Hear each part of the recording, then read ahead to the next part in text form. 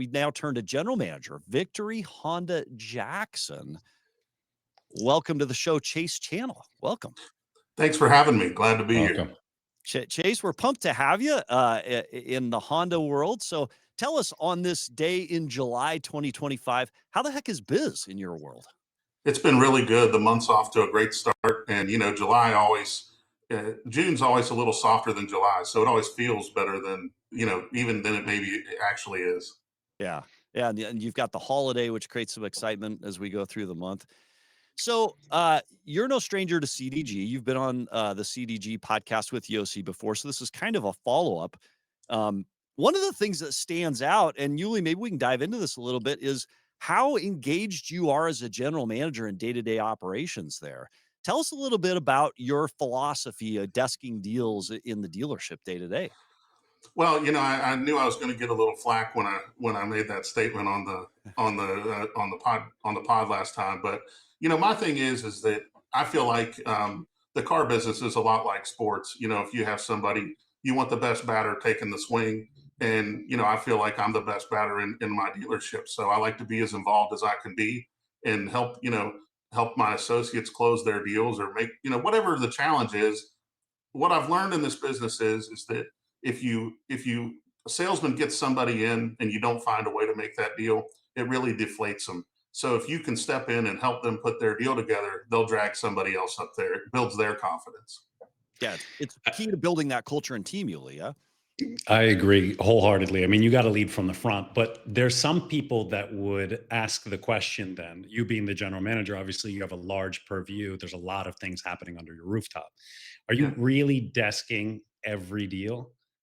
I desk about 80 to 90% of the deals in my store.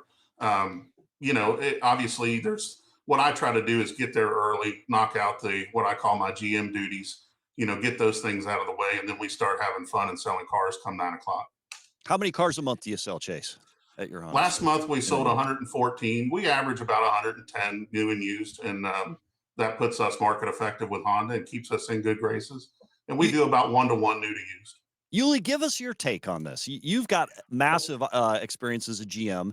Give the counterpoint to that, because I actually love what Chase is doing here, because he's showing he wants to own everything in that store, and he has the ability to raise the culture of the store single-handedly. Give the counter perspective to that, Yuli. So the counter to that, obviously, you live and die by the sword, right? You're obviously the most talented person in the dealership, and I heard you on the pod before. I mean, you're sharp. You guys are doing great things. The counter to that is the long-term goal of leadership has always been to elevating the people around us to become even better than us, right? So That's you right. being the general manager with having all of that responsibility, coming in early, doing your service duties. I mean, keeping 80 to 90% of the deals desk yourself, aren't you then shortchanging your number two? Shouldn't the goal be then get my GSM to be even better than me on the special finance side? Well, I definitely think that that's part of it. And we work together with a lot of the deals. I believe in a collaborative approach. The more heads involved, I don't know everything. I like to learn, and I can learn from the new guy as much as I can learn from someone who's 20 or 30 years in. So I think that just more heads together making the decisions, because it's easy to sell cars in a cookie cutter box. What we try to do is look for opportunities that are outside of that. And I feel like that's where you really pick up incremental business. Oh yeah, for sure. I mean, an example for me, I'd be standing over a GSM, assisting them. We like to work deals backwards, especially. How's your credit mix where you're at? We're in a subprime market. I mean, we have really good credit here, but we also have really bad. There's Really not a whole bad. lot in between. Yeah. And We're then close you enough to understand. Memphis, it bleeds over. You understand the nuance in those credit deals. I mean, that's like my bread and butter. It feels like for the better part of my 20-year career was the subprime deals and having to go in backwards, finding the customer, finding the right car, and then trying to smoosh it all together, That's right. completely opposite to someone coming in with prime credit. So how are you teaching those things to your team? So one of the things I've actually recently started is I print off customer bureaus, and we actually go in and I basically say, here's the credit, here's what they want to buy. This is how much they got down. Tell me what you think. And we walk through it together, and I basically give them my perspective. I listen to what they have to say, and it to try to make a more cohesive where it's more consistent from the, salespeople when they come to the desk, they don't want to get one answer from one person and then something different from the next. So to try to improve that, we've sat down, and it's funny because like I had one last week that, the client had like a 460 that was really shaky. They had $600 down, and I told the salesperson, I said, I really don't think there's much here. And I said, but let's just pick out the right car. Let's see what we can do. We were able to get $400 more out of them. We got a call. We put the deal together. And when I showed everyone the credit in the meeting, they're like, "Yeah, there's nothing here. You need." And I was like, "No, the whole deal was bought 157%." I'm like, this is, and it opens your eyes to, hey, we're not the lenders. Let's try to, make the best decisions, uncover all the rocks, but ultimately let's Let the let the bank banks say decide. no. So Yeah. Chase, how long Exactly. have you been in this role as general manager at the Honda store I've been in Jackson for 10 years as the general manager. as GM? Prior Yeah. to that, your background is F&I, right? You spent a good deal of time in F&I. Yeah, I was a general manager for the Rick Case Auto Group in Atlanta, and then I did finance for years with them also. So yeah, I spent a lot of time in the box, as we say. So when you think about that transition from F&I, which is near and dear to my heart, I spent a couple decades with a Swiss-based insurance company. We taught F&I. How much of your approach as a GM is informed by your experience in F&I? Oh, geez. It's one of those things that you don't know what you don't know. And I think Yeah. there's a lot of GMs out there that probably feel like they really have a good grasp on their dealership. And, in a lot of areas they probably do. But, my guys, it's sometimes I've had this conversation with my GSM before. He'll get a little pushback from the F&I office on a deal. And, the F&I guys are all pessimistic, right? They're the ones that are going to have to deal with everything. And I say, listen, sometimes you got to tell them this is what you're going to do. And, you got to know when to push and when not to push. But really, you also have to be willing to show them you didn't think this was possible. And now look, we got it done. Customers happy. And, some of those deals, I think about the onesie twosies extra deal, right? At the end of any month, an extra one or two deals a day makes a huge difference in any dealership. So if you're Yeah. not pushing for those extra incremental deals, you're really missing out. Yeah. So it's interesting, Yuli, going back to that conversation about being actively engaged at the desk. Chase, you are engaged in every element of operations and sales at that store. I actually think both perspectives can be accurate. I think you do have to develop leadership. You've got to show them and empower them to make decisions and to deliver that excellent automotive experience. But also, I think it's a big debate in automotive right now how engaged and involved at the desk a good general manager should be. And I think I it's my own personal perspective. Chase, be curious yours on this as well. It's my own personal perspective that a good general manager in a store today is super involved at the desk in sales training, involved and engaged with F&I. And I think some of the best GMs come through that F&I role, and they understand the challenge that is Hmm. F&I, which is it's a management role without title. You can't hire, you can't fire. You have to lead by Hmm. helping people have success. And Chase, so much of what you're saying and how you are how you run your store as a GM kind of reflects that ability to lead by creating a vision and drawing people into that vision, Chase. Yeah, I believe that if you've came into a dealership and you make it, halfway through the showroom and you haven't met the GM yet, there's probably some missing Yes. opportunities. It's the old adage, trust but verify. If you're Yeah. if you're letting, because managers are just like salespeople, they'll take the path of least resistance. Yeah. They're going to take the easy route, and you want to make sure that at the end of the day, my theory has always been if this customer could buy this car anywhere in America, we need to say yes and put them down the road. And Yeah. so you've got to be able to make the decision. I always tell my guys, I'm never going to be mad at you for delivering a car. If you're making the decision, look at all the information, put the customer in the road, and you made it for the right reasons. We'll figure out a way to make that deal happen. And so if you pass on deals, now we're going to have a different conversation. Chase, you threw out one of my favorite quotes of all time, and it's watch this. Proверьте, no доверьте.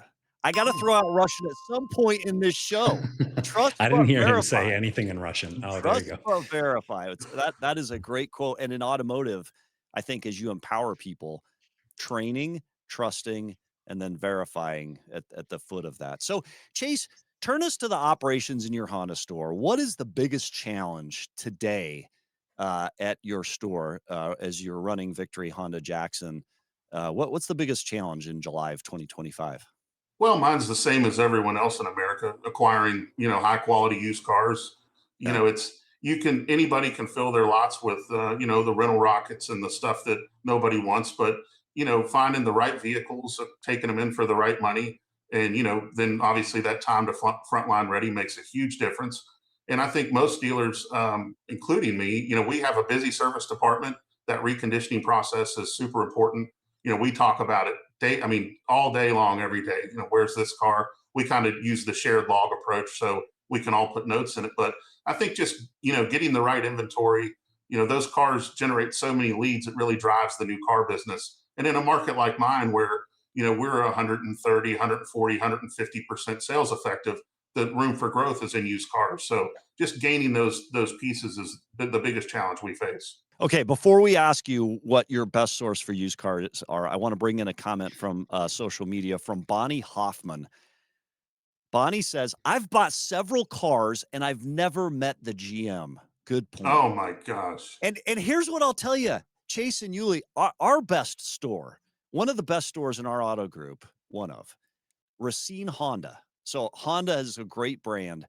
The GM there is very similar to you, Chase, in that he won't allow a customer's hand to touch the door handle without opening that door and greeting that customer into the store. What is it about automotive at the GM level, at some of the executive levels, where it's like, hey, I don't have time to be that customer facing? Customers crave that. If we're going to win the battle in automotive of AI versus human, and AI helps enhance the experience, we still have to lean into that human connection and human experience. And Chase, props to you for doing what you're doing and connecting with the customer. And Yuli, I think you're saying the same thing, but it is cool to see how Absolutely. you're winning every day at that, Yuli, or No, Chase. Yeah. and on that, and before Chase answers the question of the used car acquisition, we see this all the time. You get someone that timidly knocks on your door and says, like, "Hey, sorry to bother you," whether it's a customer or an employee.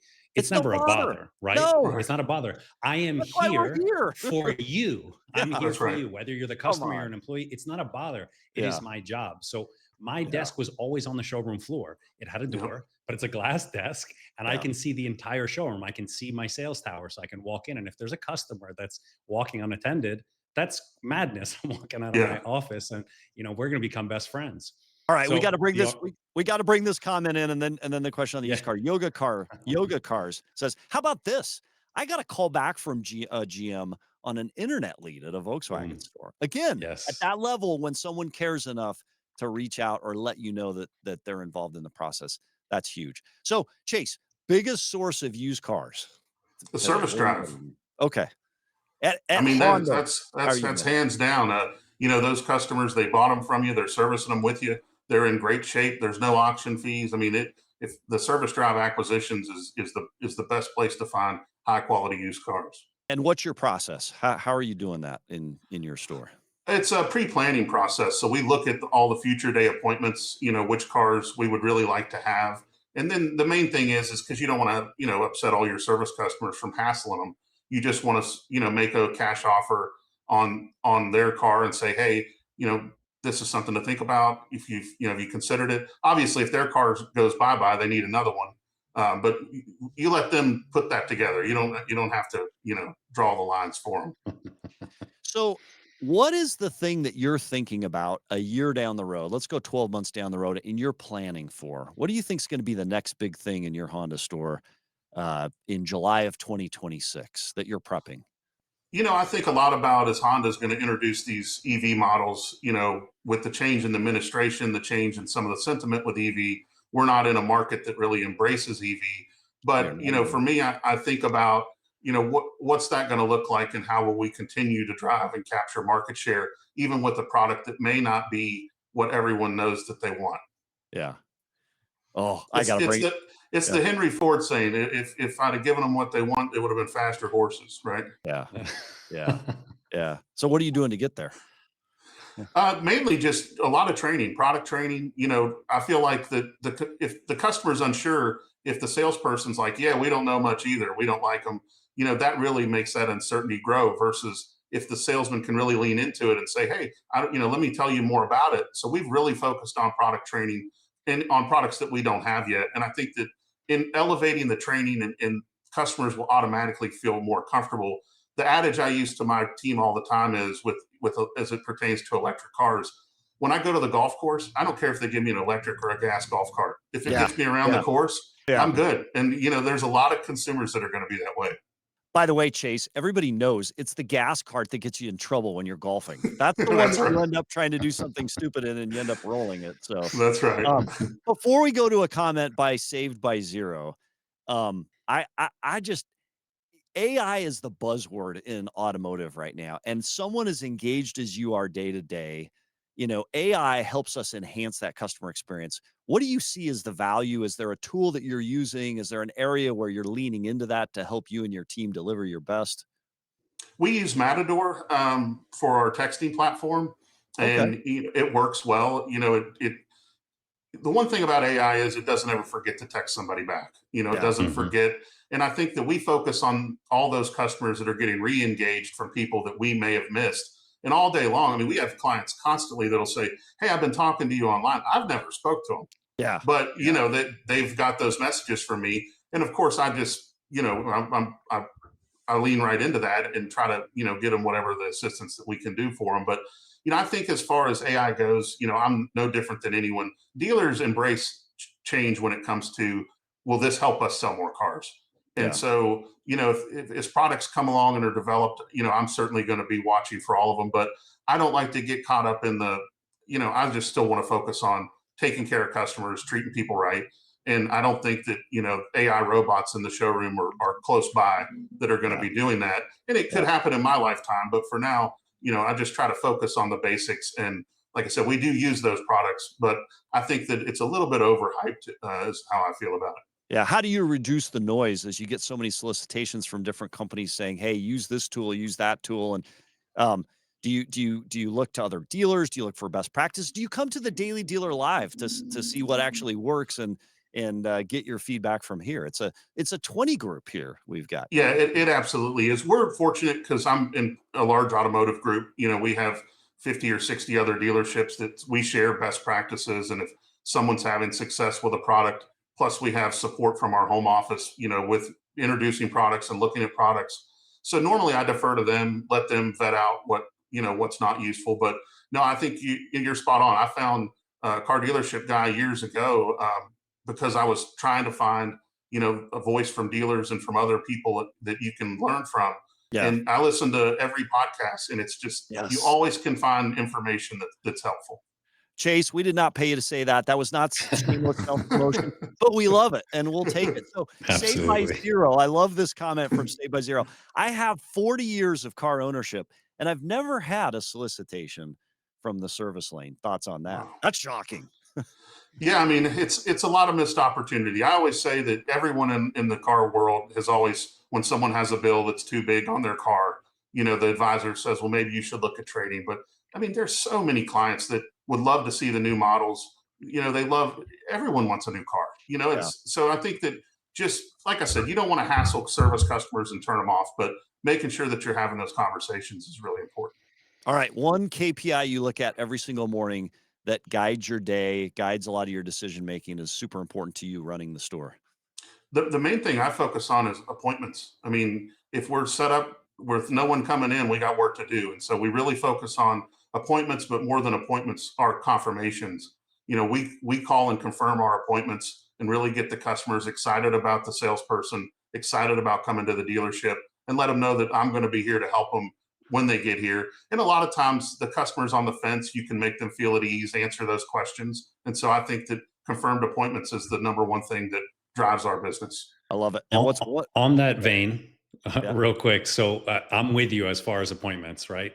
My mantra was always, I need appointments today, tomorrow, and Saturday, regardless of the day of the week. Do you do anything to motivate your sales department or BDC department, if you have one, to get some same day set solds? I mean, those are the money. Yeah, we do constant different contests, different spiffs, all based around appointments, to try to generate. The main thing that everyone knows when they see me walking through the showroom, I'm saying, who do you got coming in? I'm not, how's the weather? I want to know, who do we got? What's working? Yeah. Who do we got coming in? And Yeah. so if they see me, their eyes light up if they know they've got no one. Because if you're walking around and don't have someone coming in, you need to be on the phone or doing something. So, you've had success. You're leading a store. You're guiding a team. We appreciate your perspectives here on the show. If you were to go back to the beginning of your career, what would you say to the young you first got into automotive about the future of automotive? Is it as bright today as it's been in the past? What advice would you give yourself down the road? We'll end The on that big, question. yeah, the main thing I would tell younger Chase is think longer term. Don't think Oh, shorter interesting. term. What And what, I feel what do you like mean? you underestimate what you can accomplish in a decade. And when you're young, you just think. I remember they told me we didn't get paid for 45 days, and I was like, I mean, that sounded like 10 years from now for me when I started in the car business. And all these years later, I just think that if you plan longer term, you can accomplish so much more. And so dream bigger, think bigger, and you would be shocked at what you can accomplish versus looking so short term. A few episodes ago, Yossi and I were talking about the benefits of compounding interest. And Yeah. that is Mhm. so true in this automotive industry, not just financially, though it certainly applies, but it's also compounding experience, it's compounding training. You start training today on a topic and you do it every single day. A lot of people underestimate the value or the amount of development and what they can achieve and accomplish, Chase, to your perspective. So that's awesome. Absolutely. Well, Chase Channel, General Manager, Victory Honda Jackson, thanks for being on the show. We appreciate you here. Thank you so much for having me.